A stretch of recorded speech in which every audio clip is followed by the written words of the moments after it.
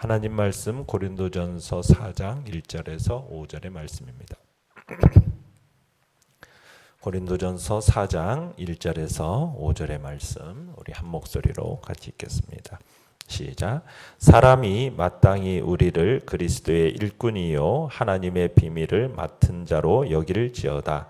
그리고 맡은 자들에게 구할 것은 충성이니라.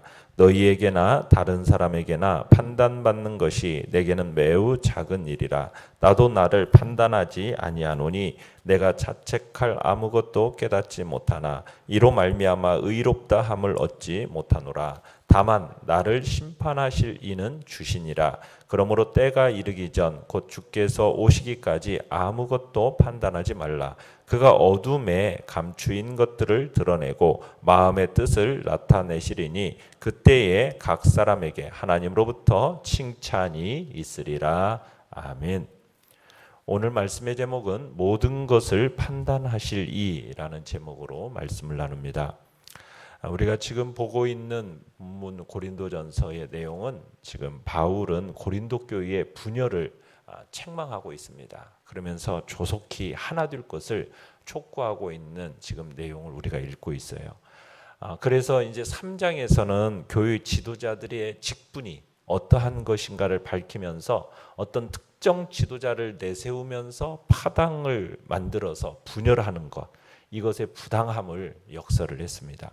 이어서 오늘 본문은 이 교회 분열의 원인이라고 할 수 있는 이 세상 지혜로 교회 지도자들을 판단하는 일, 그것을 금하는 사실을 지금 보고 이야기하고 있습니다.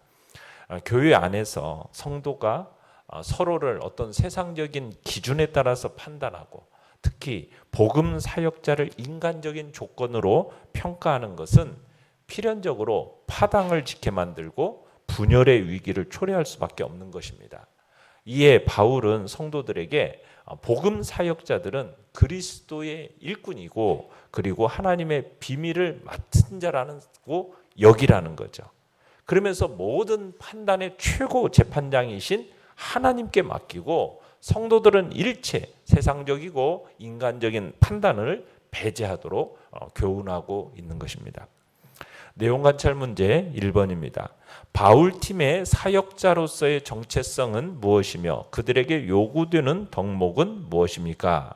지금 사도 바울은 자신과 아볼로를 포함한 사역자들을 가리켜서 그리스도의 일꾼이자 하나님의 비밀을 맡은 자다라고 지금 1절에 선언하고 있습니다. 여기서 일꾼이라는 것은 노예나 종이 아닌 자유인으로서 주인의 명령에 순종하는 사람을 뜻하는 것이고요. 맡은 자라는 것은 청지기로서 주인이 맡긴 사람들 재산을 관리하는 자를 의미하는 겁니다. 그러니까 모든 사역자들은 그리스도께서 일꾼으로 불러서 당신의 비밀을 맡기고 그리고 이로써 교회와 성도들을 돌보도록 위임한 자라는 겁니다. 그리고 그리스도의 일꾼이자 하나님의 비밀을 맡아 섬기는 자에게 가장 먼저 요구되는 것은 무엇입니까?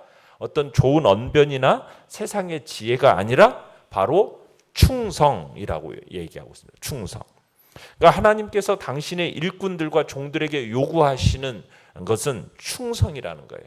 이 충성이라는 것은 사명을 받은 후에 이리저리 재고 생각하면서 의심하고 불평하거나 그러면서 일을 미루는 게 아니라 믿음으로 사명을 받아서 기쁘게 순종하면서 최선을 다해서 수고하고 애쓰는 것, 이게 충성입니다. 그러니까 우리를 부르신 하나님은 우리의 모든 능력과 형편을 아시고 그에 합당한 직분을 주셨어요. 그런즉 우리가 사명을 받고서도 불평하거나 자신의 부족한 점을 열거하면서 행하기를 주저하는 것은 결코 하나님이 원하시는 종의 모습이 아니라는 거죠. 일단 하나님께서 부르셔서 일을 맡기셨으면 우리는 주저없이 믿음으로 나아가 최선을 다해야 되는 것입니다. 그것이 충성이고 하나님의 일꾼으로서 합당한 자세라는 겁니다. 내용 관찰 문제 2번입니다. 고린도 교인들에게 판단받고 있었던 바울은 판단받는 일에 대하여 어떻게 반응하고 있습니까? 자, 3절을 보시면 바울은 고린도 교인들에게 판단받는 일에 대해서 뭐라고 반응을 합니까?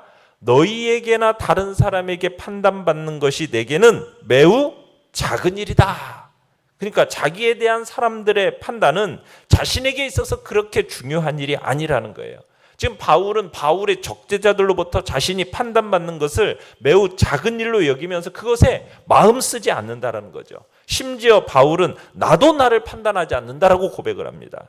그러니까 바울은 단지 자신에 대한 사람의 판단이 어떠하든지 자신은 하나님의 일꾼으로서 할 일을 다할 뿐이지 자기가 전하는 복음이 진리라는 사실에 대해서 변함이 없다라는 지금 이 말을 하고 있는 것입니다. 이런 말을 지금 하고 있는 건 왜 그러느냐면 당시 고린도 교회 내에서 지금 바울의 사도성, 그가 전하는 복음 이것에 대해서 의심하고 도전하는 자들이 있었기 때문입니다. 그래서 바울은 자신의 사도성과 복음 변호의 차원에서 지금 이 말을 하고 있는 거죠. 바울은 자신의 정체성과 사명에 대해서 분명한 소신을 지니고 있었던 거죠. 그러면서 또한 4절에서 나는 내가 자책할 아무것도 깨닫지 못한다. 그러니까 바울은 자신의 어떤 스스로의 신앙 양심에 비추어 볼 때 자신은 책할 아무 어떤 점도 찾기 어렵다는 거죠. 그럼에도 불구하고 지금 놀라운 사실은 뭐냐면 바울은 그러나 이로 말미암아 의롭다함을 얻지는 못한다. 이렇게 해서 얘기를 해요.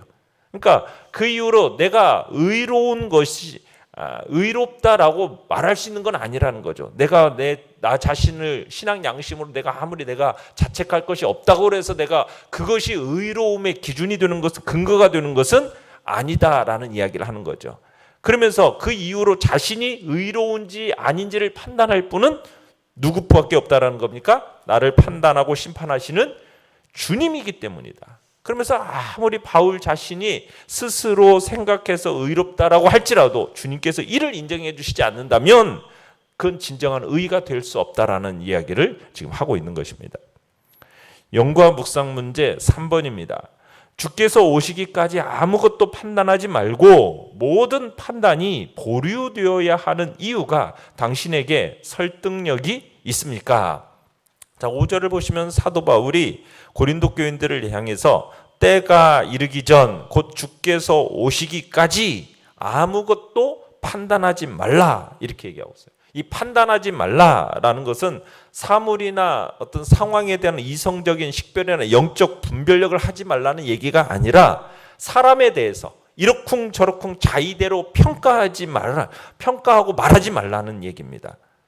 그날에 주님이 다시 오시는 그날에 오직 주님만이 어둠에 감춰진 것들을 드러내고 각 사람의 그 마음의 동기까지 밝히 드러내서 모든 것에 그 최종 판결을 내리실 것이기 때문에 사람에 대해서 이러쿵저러쿵 자의대로 평가하지 말라는 겁니다.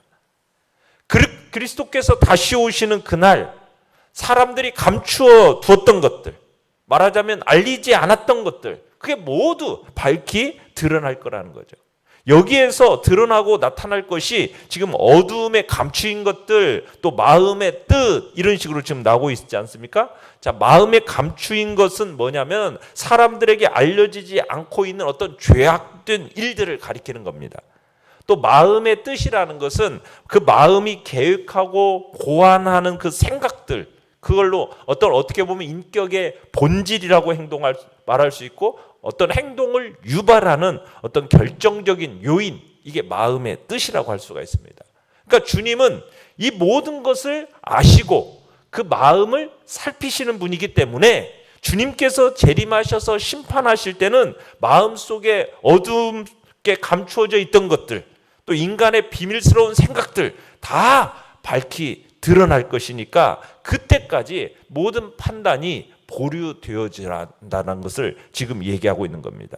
그러면서 우리 인간이 이렇게 판단하지 말고 모든 판단을 왜 이렇게 보류해야 되는가? 이유는 뭐냐면 첫째로는 우리 인간에게는 사람에게 감추어진 그 깊은 부분을 헤아리고 판단할 능력이 없기 때문이에요.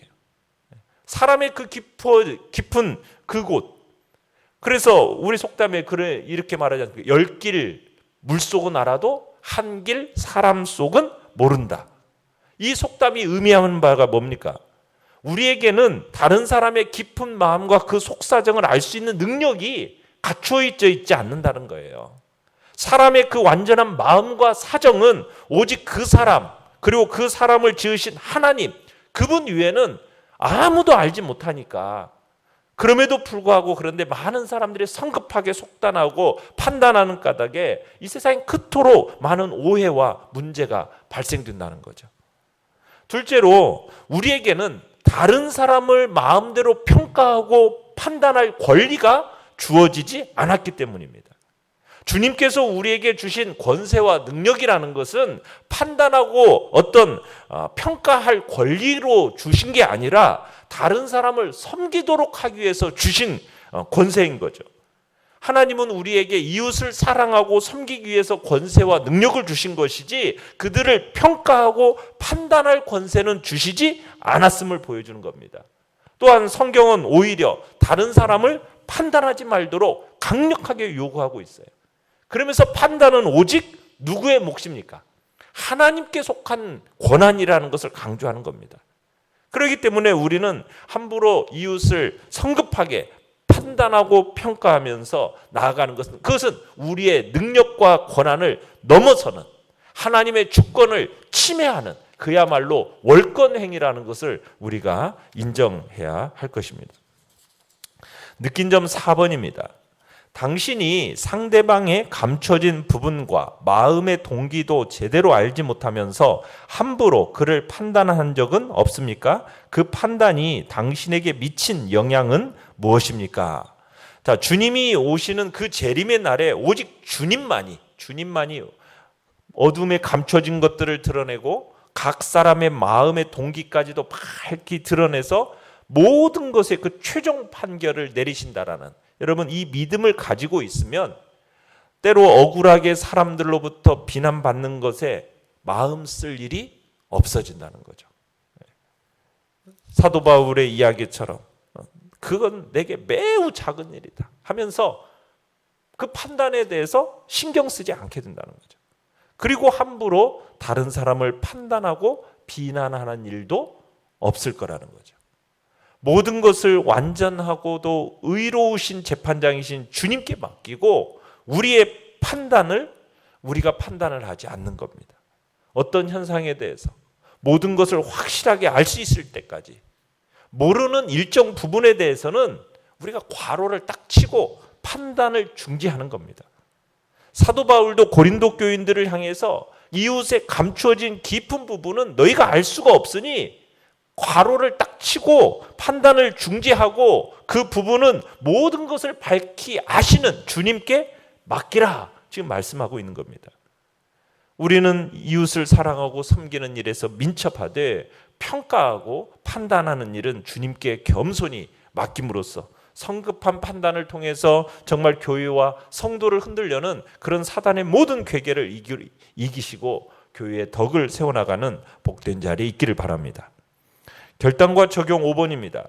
오직 주님만이 자신의 섬김을 판단하실 것이라는 믿음으로 하나님 앞에 서기 위해 당신이 갖춰야 할 태도와 관점은 무엇입니까? 자, 우리는 하나님의 일을 하는 사람으로서 사람의 판단과 평가를 따라 움직였던 어떤 삶의 방식에서 돌이키고 오직 우리의 시선을 하나님께만 고정시켜 놔야 됩니다. 사람들의 어떤 판단과 평가에 따라서 우리가 움직이려고 해서는 안 돼요. 오직 하나님, 그분에게 시선을 고정하고 내 모든 행동의 근원은 오직 주님께만 두고 살아가는 겁니다. 그때 하나님께서 그리스도의 일꾼으로 살아가는 우리들을 칭찬하시고 그를 통해 자신의 일을 이루어 나가시는 것이죠. 오늘의 기도 같이 읽겠습니다. 시작. 모든 판단과 심판이 주님께만 있음을 고백하며 책임을 다하는 삶이 되게 하소서. 아멘. 말씀을 생각하면서 기도하시고요. 연약한 우리의 지체들을 위해서 기도해 주시고 이 나라와 이 민족 그리고 우크라이나 땅 또 하나님의